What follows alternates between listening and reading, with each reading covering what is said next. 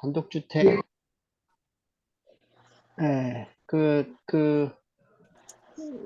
인허가 과정을 하면서, 이렇게 2년이 됐고, 또 우리 이성공장의 감리를 맡아서 하셨었어요. 그리고 이쪽에 관심도 많으시고, 또 적극적으로 일을 해나가시는 분이라서, 우리 김광식 건축사님의 그런 그 설명을 좀 듣고, 잠깐만요. 설명을 듣고 또 질의 있으면 질의응답하고 그 다음에 고객이 이런 예를 들어 다가구주택 식사에 대해서 문의를 한다라면은 적극적으로 1차적인 상담을 하시고 예를 들어 인허가를 정말로 진행할 것 같다 그러면은 우리 김성식 건축사님하고 같이 협업해서 이렇게 꼭 할 수 있도록 예전처럼 그냥 흘려버리지 않았으면 좋겠어요. 네, 그냥 잘 모르니까 그냥 우리 그런 거 안 합니다, 모릅니다 이렇게 하지 말고 꼭 적극적으로 응대를 해서 꼭 성과를 낼 수 있도록 그렇게 해주시기 바랍니다. 자, 김성식 건축사님 이제 진행을 하시죠. 네, 안녕하세요. 저는 김성식이라고 합니다. 이게 뵙던 분도 계시고 처음인 분도 계신데 이렇게 인사를 드리게 됐네요.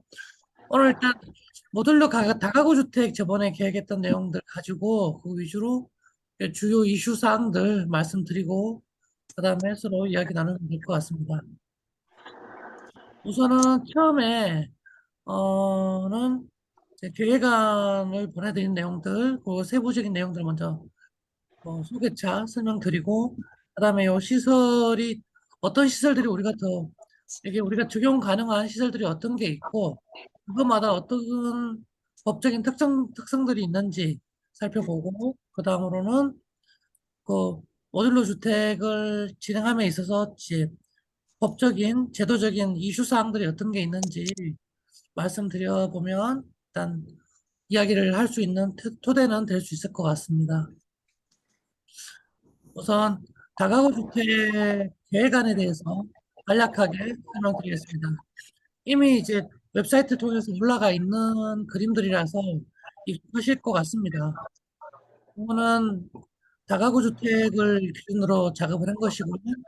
다세대 주택은 아니에요. 네. 있는 모습이고 재료는 세라믹 사이딩을 기준으로 작업을 했는데 그다음에 목재 패널이랑 세라믹 사이딩 기준으로 했는데 이런 주택을 하게 되면 요 사이사이 공간이 서로 이제 딱 맞게 떨어지기가 힘들기 때문에 이런 부분들을 추후 디자인에서는 서로 조금씩 단차가 인면성에서 생길 수 있게 디자인을 하는 게 필요할 것 같습니다. 예, 이건 측면에서 바라보는 모습이고요. 이건 반대쪽에서 바라보는 모습입니다. 외관보다는 사실은 우리가 이제 유닛을 어떻게 개발하냐가 더 중요한 문제인 것 같은데 기준이 됐던 건 전체 사이즈가 복도 포함해서 예, 복도 포함해서 한 8m, 9m 정도까지가 한계라고 봤고요. 그래서 요 유닛 전체 길이는 7m에서 7.5 정도가 한계일 것 같습니다. 그리고 화장실 사이즈를 기준으로 해서 이제 대안을 3개를 만들었습니다. 지금, 지금 계속 소리가 지금 울리고 있는 데가 있는 것 같은데, 네네네. 어, 그래서 이제 알트 3개를 가지고 이렇게 작업을 했고요. 우선은 이 사이즈에서 길이 방향으로는 뭐 6.5, 7m 정도, 7.5m까지는 더 길어질 수 있고, 이건 대지 상황에 따라서 더 길어질 수 있는 부분인데, 최소한의 사이즈, 뭐 그런 정도는 이런 정도가 됩니다라는 예시라고 보시면 될 것 같아요. 그래서 그것들이 이제 3D로 이제 구체화되면 이런 모습들이 되는데, 일단은 살기 위한 이제 원룸에 들어갈 만한 모든 것들을 다 포함은 시켰습니다. 냉장고나 소물장, 그다음에 수납장, 세탁기 건조기, 그다음에 싱크대 이렇게 포함시켰고, 거기에 딸린 이제 공동주택이기 때문에 샤프트 공간을 따로 만들어서 화장실이나 부엌에서 더 들어갈 수 있게 이런 식으로 작업이 됐습니다. 그건 뭐 화장실 사이즈가 바뀌고 모양이 달라진 이제 두 번째 대안이 되고요. 긴 방향으로 샤워기가 따로 있는 세 번째 대안이 되겠습니다. 그리고 이것들이 이제 합쳐졌을 때, 어, 건축 계획을 진행을 했을 경우에 여기 어떤 이제 이슈들이 있는지를 예시 작업을 통해서 설명을 드리면 될 것 같습니다. 우선은 1층에서 가장 크게 이슈가 될 만한 것들은 주차장입니다. 우리가 아마도 어, 큰 자본이 들어오는 게 아니라 작은 이제 다가구나 다세대를 저렴하게 혹은 현장 진행을 짧게 해서 짓고 싶어 하는 사람들이 온다면 땅이 작은 것일 가능성이 커요. 그러면 다가구나 다세대일 텐데 그러면 주차 대수가 이렇게 겹주차가 되고 도로에서 바로 면에서 주차할 수 있는 한계가 주차 대수 8대 이하일 때만 가능해요. 그래서 서울시 기준으로는 30제곱미터 이하의 건물의 어, 가구당 0.5대 법정 주차 대수가 있기 때문에 세대수가 16대까지가 한계가 있다는 거는 알아두시면 좋을 것 같습니다. 서울시 기준입니다. 그리고 두 번째로는 위층으로 올라가면 2층, 3층은 전북 방향에서 대부분 우리가 이제 설계하는 지역이 대부분 일반 주거 지역일 가능성이 큰데 일반 주거 지역 같은 경우에는 전북 방향으로 1조 확보를 위한 높이 제한이 있습니다. 그래서 9m까지는 1.5m를 떼고 그 이상이 되면 이런 식으로 2분의 1을 떼야 됩니다. 높이가 10m면 5m를 떼는 거죠. 그렇게 떼주게 되면은 이런 식으로 주거가 이렇게 결손이 생기게 됩니다. 그래서 전북 방향에 도로가 있거나 그런 식으로 해서 이런 것들이 더 완화가 되면 이런 다가구나 다세대 세대수를 더 찾기에는 더 좋은 땅이 됩니다. 이런 것 정도는 어, 가지고 계시면 영업하실 때 도움이 되실 것 같고요. 이런 식으로 포화가 있고 복도가 있고 이제 이 유닛들이 하나씩 이렇게 쭉 배열되는 식으로 이런 식으로 계획을 일단 진행을 하고 있는데요. 주택으로 진행될 경우에는 이렇게 확장형 발코니는 면적을 면적에서 제외되기 때문에 이 부분만큼이 건축주한테는 이렇게 보너스 면적처럼 잡히게 됩니다. 그런 부분들은 상품성을 높이는데 도움이 되고요. 우리는 아마도 이건 제가 이제 그냥 예상하는 거지만 유닛이랑 요 복도까지 한 유닛으로 만들어서 이렇게 측정을 하거나 아니면 어떤 구조물에 삽입을 하거나 하는 방식으로 계획이 진행돼야 되지 않을까 싶습니다. 그리고 이제 이 위층 같은 경우에는 전국 방향 사선 때문에 이렇게 빠진 부분들이 포함이 되어 있는 거고요. 그리고 복도 유효너비를 아까 말씀 안 드리고 왔는데 복도 유효너비는 이제 다가구 주택 같은 경우에는 90cm 그리고 다세대 주택 같은 경우는 편복도일 때 1.2m 요 유효폭이 기준으로 그렇습니다. 그리고 그 이상이 중복도일 때는 1.8m를 만들어줘야 되기 때문에 어, 그 부분에서 이제 전용 면적이 빠지거나 그런 부분들이 있습니다. 그리고 다음으로는 우리가 그 모듈러 주택에 적용할 수 있는 용도들이 뭐가 있는지 한번 찾아보고 거기에 대한 이제 특징들을 설명을 드리고자 합니다. 제가 찾아봤더니 생각보다 많은 그 시설들이 우리 모듈러 주택이나 공업화 주택을 통해서 진행이 가능하겠더라고요. 그래서 용도별로 봤을 땐 크게는 단독주택과 공동주택, 그다음에 업무시설 중에서 오피스텔 정도, 그다음에 고시원이라고 하죠. 다중생활시설, 규모가 큰 거는 이제 숙박시설로 포함이 되고요. 규모가 작은 거는 이종 근린생활시설에 포함이 되게 됩니다. 그리고 그 외에도 숙박시설도 가능하겠지만 아직은 뭐 크게 그 가능성이 커 보이지는 않는 상황인 것 같고 저는 오히려 이제 이런 노유자 시설이라든지 수련 시설 쪽이 좀 더 가능성 있는 부분들이 있지 않을까라고 가능성을 좀 보고 있습니다. 근데 그래도 우선은 이렇게 빨갛게 쳐진 부분, 우리가 흔히 접근이 쉬운 부분들이 이제 윗부분이라고 생각될 수 있는데, 단독주택 중에서는 다중주택과 다가구주택이 있습니다. 다중주택은 흔히들 이제 옛날 자취방 생각하시면 되는데요. 실별로 욕실은 있는데, 취사할 수 있는 싱크대가 없는 구조로 돼 있는 것들을 다중주택이라고 하고요. 다가구 주택은 음, 세대별로 다 이제 각각의 세대를 구성할 수 있지만 소유주가 하나인 거죠. 단독주택이기 때문에. 그리고 이 다가구 주택에 딱 이렇게 이거 제가 오타가 났네요. 다세대 주택이죠. 다세대 주택은 이제 같은 규모에서 소유권을 다 따로 해서 분양할 수 있는 건물들을 이제 다세대 주택이라고 하고요. 같은 4개층이야지만 면적이 한 동의 사이즈가 660제곱미터 이상이 되면 연립주택이 되고요. 그 이상이 되면 아파트가 됩니다. 그리고 이제 한 개 동에서 취사시설을 이용하는 세대수가 이제 절반 이상일 때는, 공동취사시설을 이용하는 세대수가 50% 이상이 되면,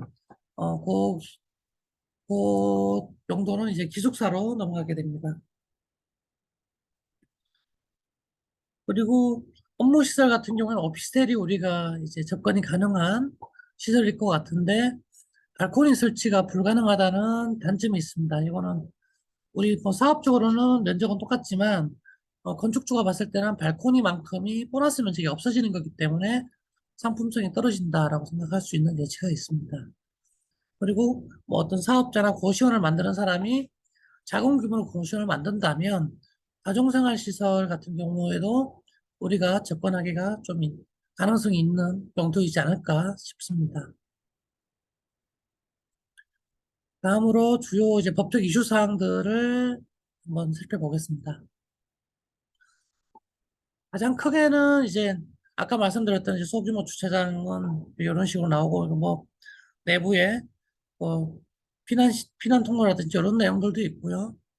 바닥 면적이라든지 이런 전국 사선 이런 내용들도 다 필요한 내용들이지만 가장 크게 이제 이슈가 되는 거는 역시 바닥 충격음 차단 구조, 그다음에 내화 구조 성능 기준 이 두 가지가 크게 이슈가 될 것 같습니다.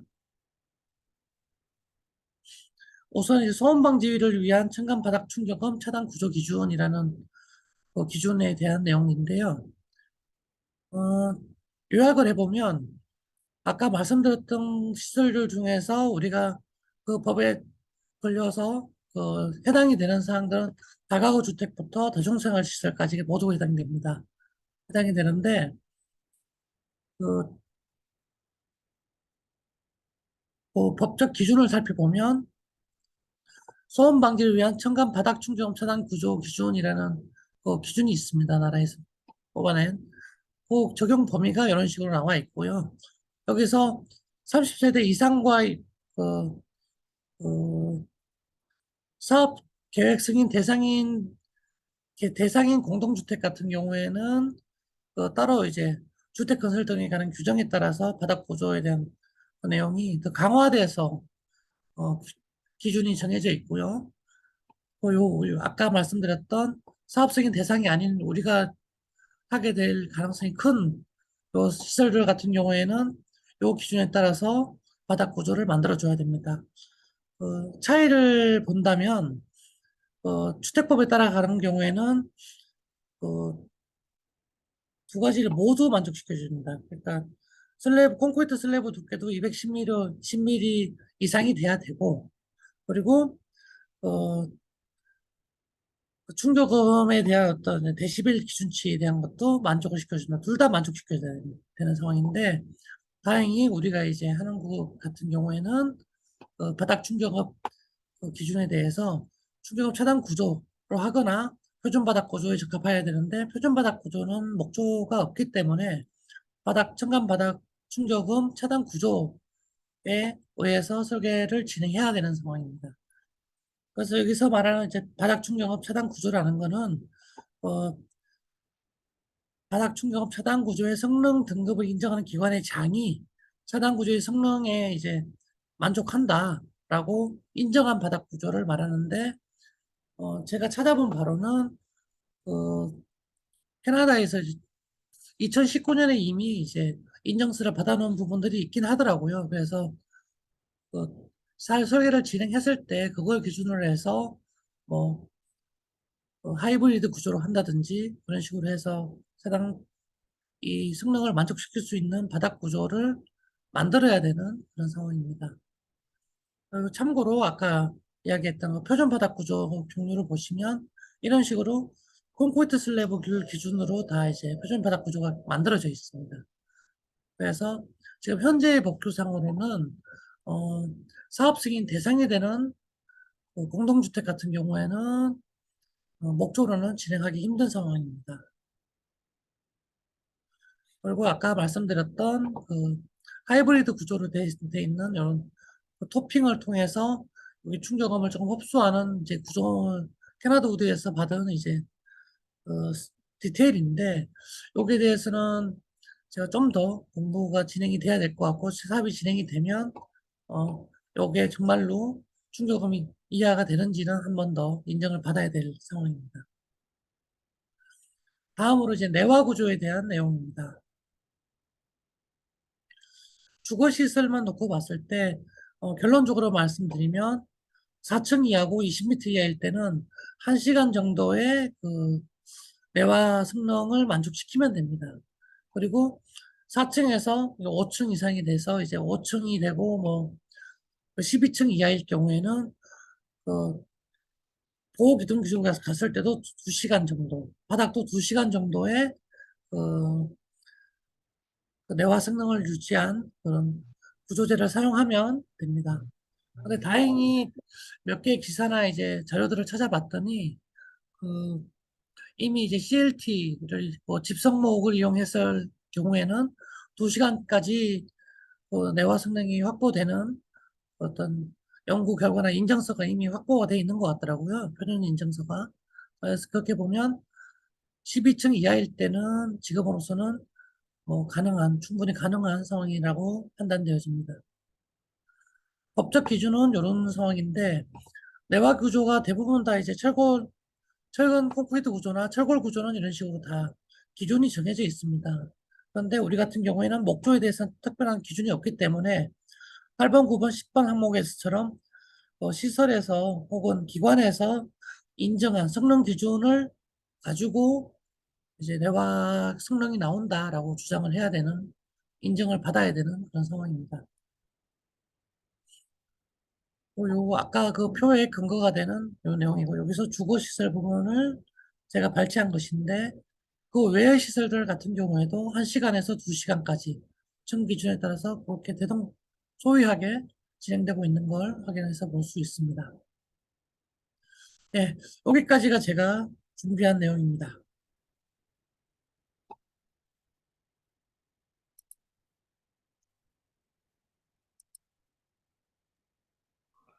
자, 혹시 모르는 네, 내용 질문 있으면, 예, 필요한 내용이나 뭐 저도 이제 막 공부를 하는 상황이라서 뭐 조금 떨리긴 하지만 네, 이제 건축적으로 질문 내용이 있으시면 네, 성실하게 답변드리겠습니다.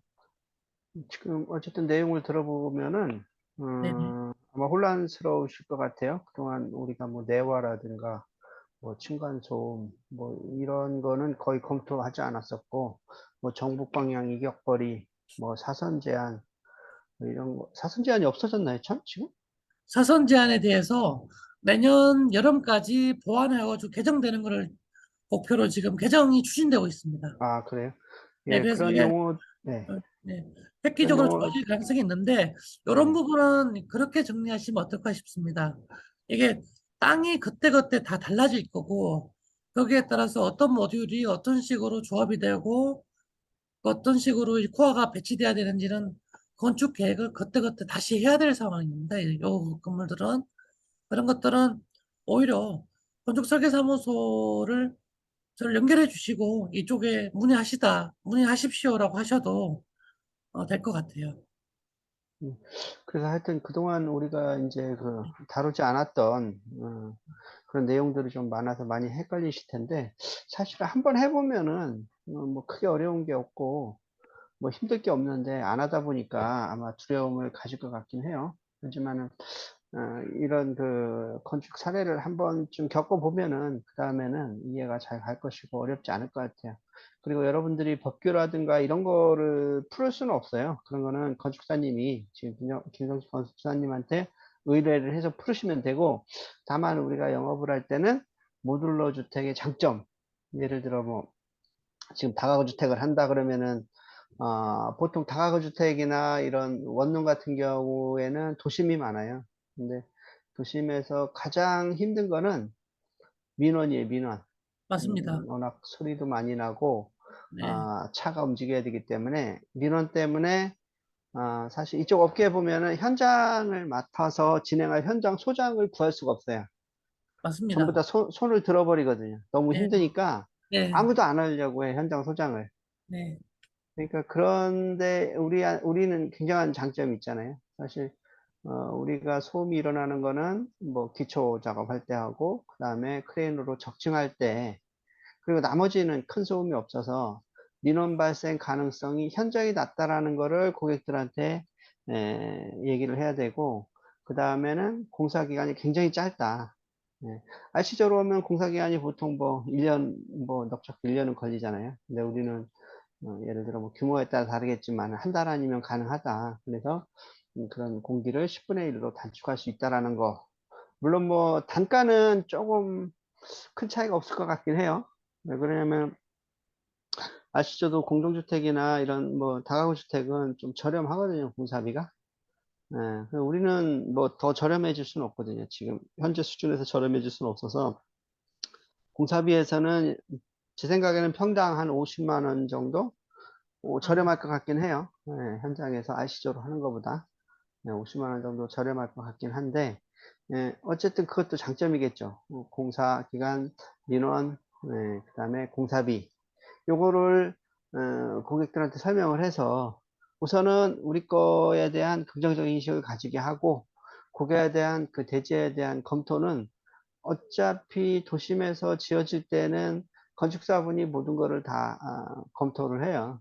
우리는 네네, 지금 대부분은 도심이 아니고 비도시적이기 때문에 저희 건축사님이 크게 관여를 안 해도 우리가 상담이 다 이루어지고 계약까지 할 수 있지만은, 도심 지역에서는 법규 검토나 이런 걸 건축사님과 같이 해야 되기 때문에 그 단계에서는 우리 김성식 건축사님과 같이 협업해서 이렇게 진행하시면 될 것 같아요.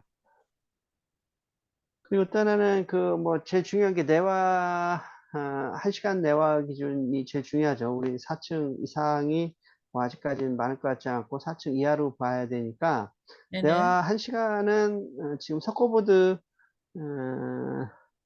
방화 석고보드 투플라이를 치면은 네네, 일단은 내화는 해결되는 거로 돼 있어요. 그래서 그거는 그렇게 어려운 사항은 아닌 것 같고, 다만 층간 차음 구조는 우리가 사실은 테스트를 한번 해봐야 돼요. 네, 왜냐면 우리는 1층 위에 den조가 있고 거기에 단열재가 들어가 있고, 그 다음에 약간의 공기층을 두고 그 2층 바닥에 또 단열재를 하기 때문에 이 단열재가 또 차음 효과가 있거든요. 그래서 그거는 사실은 그 전에 만약에 이 상담이 구체적으로 된다라면은 우리가 외부 기관에 의뢰를 해서 바닥 충격음에 대해서는 테스트를 해봐야 될 것 같긴 해요. 그래서 인증을 받아놓으면은 그대로 맞습니다. 가면 되는데, 아직은 이렇게 구체적으로 상담하는 게 없어서 안 하고 있는데, 하여튼 그것도 크게 뭐 문제될 것 같진 않아요. 그래서 하여튼 적극적으로 응해 주시면 좋을 것 같고요. 혹시 궁금하신 거 있으면 이게 한번 물어보세요, 건축사님한테. 그래서 마이크가 다 안 질문을 되나? 좀 드리면, 어, 그 바닥 충족음 관련된 인증서 같은 경우에는 한국 목조건축협회라고 있더라고요.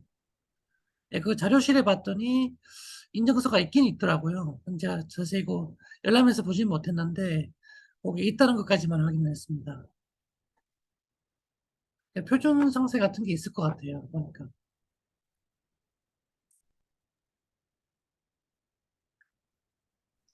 다들 왜 내용을 잘 몰라가지고 지금 질문도 없는 것 같아요. 한 번도 해본 적이 없어서. 근데 우리가 하여튼 뛰어넘어야 될 하나의 산이에요. 이거를 뛰어넘어야 우리 회사가 커지지. 매번 단독주택만 해가지고는, 저희 고가주택이 원래 좀 단독주택보다는 이런 공동주택을 해야 사업성이 나오지, 사실은 단독주택은 잘 맞지 않습니다. 뭐 고가주택을 처음 제가 시도를 한 것도 사실 단독주택을 보고 한 건 아니고, 외국에 보면은 뭐 아파트, 뭐 사무실, 뭐 오피스텔, 뭐 콘도 이런 거 보면은 전부 다 모듈러로 많이 하거든요.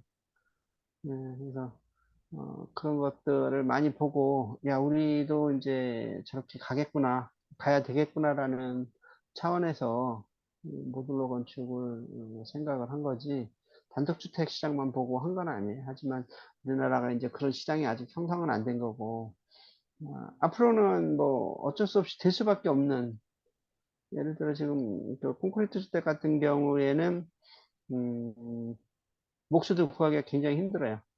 그러니까 거푸집 목수들 구하는 게 거의 내국인은 뭐 거의 없어지다시피 했고, 지금 하는 거는 이제 제외교포들, 중국 사람들, 이런 사람들이 주로 하고 있는데, 예, 물론 뭐 언어 소통이나, 뭐, 그렇잖아요. 그 사람들이 지금은 이제 한국 사람 말을, 관리자의 말을 듣지만은, 어, 나중에 자기들 힘이 커지면은 또 안 듣거든요. 말을 안 듣거든요. 그러면은, 우리가 갈 수 있는 길이 이런 모듈러 공법이나 PC 공법밖에 없어요. 지금도 예를 들어 상업 건물 이런 거는 PC 공법으로 많이 하잖아요. 기둥부를 전부 다 콘크리트로, 철근 콘크리트로 공장에서 제작해서 갖다 볼트를 채워서 골조를 완성하잖아요. 나머지 비내리 블록은 뭐 벽돌로 쌓든 이런 식으로 해서 빠르게 하는 것이 많이 확대가 되고 있기 때문에 이 모듈러 공법으로 가는 거는 그 시대의 흐름이기 때문에 어쩔 수 없는 거예요. 다만 우리가 이런 시장에, 공동주택 시장에 이런 쪽에 에, 발빠르게 우리가 진입을 해서 선점을 해야만이 우리 회사가 더 성장할 수 있다. 그런 차원에서 이 자리를 마련한 거니까 하여튼 문제 있는 것들은 우리 건축사님하고 상의해서 적극적으로 좀 어프로치를 해서 꼭 이쪽 시장에 진입할 수 있도록 그렇게 좀 해주시기 바랍니다. 질문 없으면은 건축사님 뭐 마지막으로 뭐 부탁하실 질문 거나 있습니다. 질문 있습니다. 더 들리나요? 얘기해. 예, 어, 내진 설계할 때 필로토 구조는 건축물을 이제 앞으로 짓지 못하게끔 돼 있는데, 네, 지금 맞습니다. 그거 지금 지을 수 있는 건지. 음, 그 필로티 같은 경우에 내진 설계했을 때 이제 가장 큰 문제가 내진 설계는 횡력에 저항을 해야 그쵸. 되는 것인데 이게 기존 필로티로 갔을 경우에는 그게 이제 해결이 안 되는 부분이죠. 그런데 제가 지금 모듈러 주택 하면서도 계속 이제 고민하고 있는 부분 중에 하나가 뭐냐면 코어 부분을 어떻게 할 거냐에 대한 부분이 또 이게 결부가 되거든요. 네. 보통 RC 같은 경우에는 코어 부분에서 벽체를 가지고 횡력을 다 잡습니다. 그럼 그래서 네. 우리 같은 경우에도 코어를 만약에 철골로 하면은 가세를 설치하다든가 해서 얘가 횡력이 대항할 수 있는 그런 구조로 한 다음에 이거를 그 필로티 위에다 적정하면 되지 않을까 그렇게 예상하고 있습니다. 그럼 필로토는 철근 콘크리트로 가야 되나요? 처음 콘크리트일 수도 있고요. 네, 철골일 수도 있죠. 목구조는 안 되죠. 목 지금 구조로 그걸 제가 봤을 때는 철골 네네. 구조로 갈 가능성이 제일 크지 않을까라고 생각하고 있습니다. 네, 알겠습니다. 네네. 그리고 또 하나는 뭐 이 내용에는 없고 이제 얼마 네네. 전에 캐나다 우드에서 강의한 내용이 있는데 그걸 언제 한번 직원들하고 같이 공유했으면 하는데, 우리가 지금 모듈로만 생각하지만은 사실은 그 프리패브 주택이라든지 우리가 하는 그 네. 패널라이징 네네. 패널라이징. 이쪽도 적극적으로 좀 해야 돼요. 어쨌든 모듈러 공법으로 하기 어려운 쪽에서는 그래도 패널라이징이나 프리패브 공법으로 가면은 어쨌든 유리하기 때문에 그쪽도 우리가 한 번쯤은 짚어봐야 되는데, 그건 다음에 기회 있을 때 제가 한번 설명하는 기회를 갖도록 그렇게 할게요. 제가 보니까 최근에 영암동에 이제 다세대 주택을 하나 감리를 끝냈는데요. 실제로 골조를 하는 데는 층마다 한 개층에 뭐 물론 민원이나 그런 게 많지만 한 개층 올리는데 일주일씩 해서 팍팍 올리더라고요. 그런데 그 다음에 패널라이징 해서 이제 그 프리페이브 된 것들을 쫙쫙쫙 꼈을 경우에는 남행 구조일 경우에 훨씬 공기가 단축될 수 있겠구나라는 생각을 했었습니다. 방금 대표님 말씀하신 것처럼 그쪽도 충분히 가능성이 있겠더라고요, 보니까.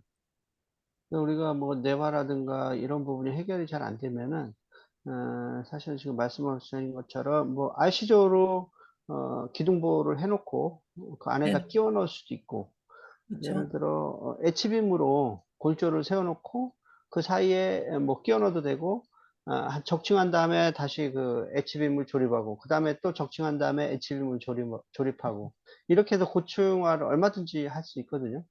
네, 그래서 아마 현장에서 이렇게 하면은 기존에 짓는 공법보다 훨씬 더 편하고 유리하다라는 거를 한 번쯤은 깨달을 것 같아요. 그래서 첫 단추가 중요하지, 첫 단추만 끼면 그 다음에는 좀 어렵지 않을 것 같은데, 우리가 네. 첫 단추를 지금 못 깨고 있거든요. 그래서 하여튼 여러분들이 적극적으로 해줘야 돼요. 상담이 오면은 일단 적극적으로 응대를 하고 가능성을 타진해보고 해야지. 일단 뭐, 아우, 나 그 건축법도 복잡하고, 이건 복잡한 거 내가 안 하던 거니까 그냥 패스를 해버리면은 영원히 그 숙제를 뚫을 수가 없는 거죠. 그래서 여러분들 적극적으로 좀 해주셔야 되고, 또 권순관 고모님께서 그래도 예전에 어쨌든 뭐 호텔도 접으시고 해서, 물론 뭐 이제 북쪽이기 때문에 우리나라 건축법에는 이제 적용을 안 받아서 쉬운 것도 있었지만은, 어쨌든 기술적인 문제나 이런 거는 또 우리 권성관 고모님께서 잘 알고 계시기 때문에, 그런 부분은 권성관 고모님하고도 이렇게 자문을 받고 하셔서 아, 네. 꼭 좀 이쪽에 진입을 했으면 좋겠네요. 또 궁금하신 분,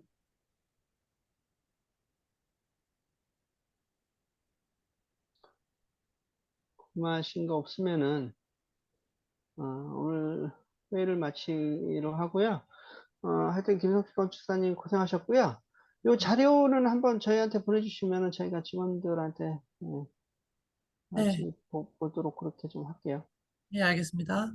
예, 오늘 고생하셨습니다. 네, 고생하셨습니다. 수고하셨습니다.